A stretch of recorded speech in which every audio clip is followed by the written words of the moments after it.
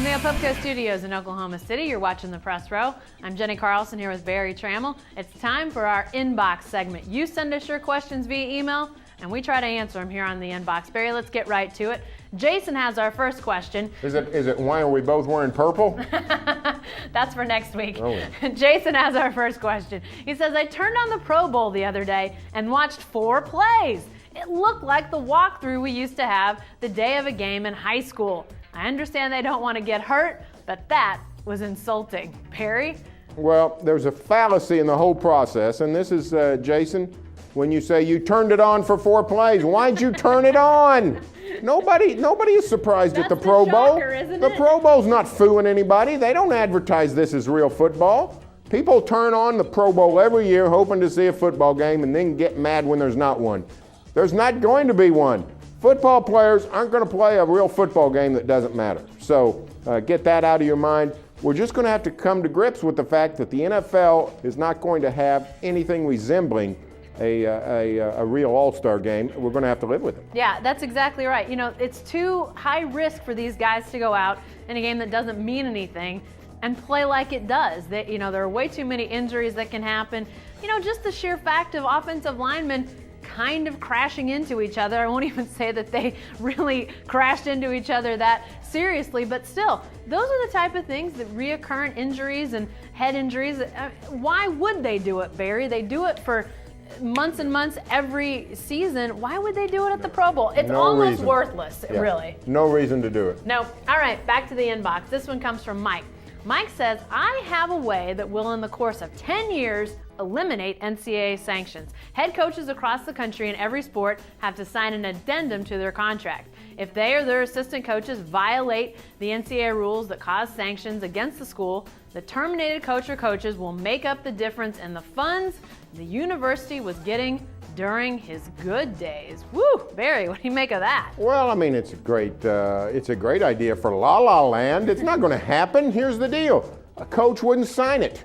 No way is a reputable coach going to sign that. You think Jeff Capel's going to sign that contract, knowing that one of his assistants could break NCAA rules and put the program on the wrong track?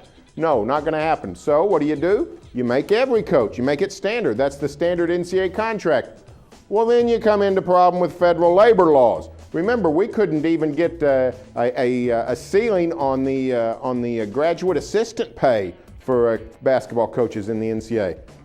Just doesn't work in the real world. It's a good conceptual idea, doesn't work in the real world. Exactly. I mean, I think, if you could sort of wave a magic wand and have, some of these barriers knocked down, it might work. And I think there would be some, obviously that kind of punishment would be something that would deter a lot of coaches. If you put a monetary penalty on some of these sorts of things, that would definitely be a deterrent. But it's not going to happen. Schools have to be on the hook to have better compliance officers. More compliance officers have their coaches know that violations could cost them their jobs. There's a monetary violation. To me, that's what you have to do. You can't go, remaking reality, which is what we're really talking about here. The deterrent is already there. You just mentioned it. Fire these guys if they break the rules. You can do that generally without having to pay off the contract. But guess what?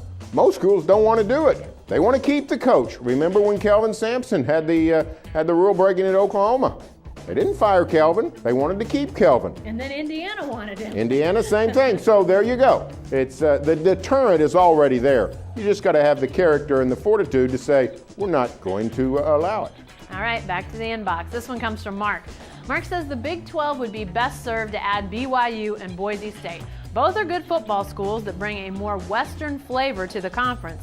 I also think that the conference could move to the 14-team conference and add Cincy and Louisville. Barry, we've had lots of questions about BYU adding. Do we need to talk about this again? Well, I think we're going to have to talk about it until something happens. I actually think Brigham Young's still a viable candidate. I would prefer to go east for the Big 12, but the BYU would still be a solid candidate. I don't know about Boise, though. I think if you brought in Brigham Young, you probably would want to bring in Boise. It's actually not that far from Provo to Boise, not as near as far as you might think. But Boise is not a well-rounded athletic department. It's not a well-funded athletic department. Boise State plays big-time football, and we know everything is about football when it comes to realignment. but Boise State is really not Big 12 caliber with the rest of its athletic department. I think Boise State would be problematic for the Big 12. Before we go to 14, why don't we just worry about 12? And I would say Louisville and Cincinnati is more likely. Yeah, I would too. And we have talked about this BYU thing before. Just from all accounts, BYU is a tough conference partner. There's a lot of things behind the scenes that make them difficult to deal with, and that's why the Big 12 has been hesitant. I think if you look at it from the surface, it is a good ad, but because of that behind-the-scenes stuff, it's not going to happen. And it seems to me, Barry, that with the addition of West Virginia, the Big 12 is looking more east. I agree if you're going to go with one team west, you need to add two because you need those travel partners for non-football, non-basketball trips.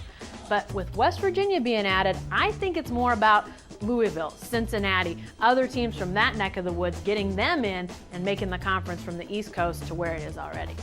All right, lastly in the inbox, this one's from Michael. He says, concerning bowl eligibility, what if teams were required to have a conference record of 500 or better to qualify for a bowl? Make the out-of-conference games a non-factor for determining bowl eligibility. Barry, obviously this question comes after there was talk about maybe raising the bowl standard to 7 wins instead of 6. What do you think about this idea? Well, I think it's a fabulous idea. And I think it would be along the same lines as, what if we convinced all the criminals in America to quit committing crimes? Hey, the conferences don't want it. The conferences like where they can just sort of backdoor their way into bowl games. They like to be able to get an Iowa State into a bowl game. They like to get a Vanderbilt into a bowl game. The conferences aren't going to sign up for it. I mean, we're not talking, when we talk about this kind of thing, we keep talking about these high ideals and what would be right. We're talking about power here, and the conferences aren't going to give up their power. So I think to talk about fixing the postseason and the bowl situation, I think it's nonsense. I mean, we're not going to fix that. You guys know me. I'm passionate about fixing the regular season. Any way we can do that, I'm all for it. Yeah, and I agree. You talk about power, it's money. Every bowl that a team goes to brings money into the conference. The Big 12 gets a check from all those bowls, and they're not going to decrease their bottom line by saying, yeah, a couple of these teams, they didn't have enough wins in conference play. We'll leave them out of the equation. That's the money talks, and you're not going to have that change. Now, I did hear something, Barry, about maybe moving some of these minor bowl games to campuses. I thought that was an interesting idea. They're struggling. They're maybe on the verge of failure. Maybe you put them on campuses. I mean, that to me seems like one of the more viable possible ideas. Some of the rest of these just seem like pipe dreams. They're not really going to happen when you're talking about bowl reform. They're just not going to happen. No, you're probably right. All right. Be sure to stay with the best coverage team anywhere at newsok.com and every day in the Oklahoman.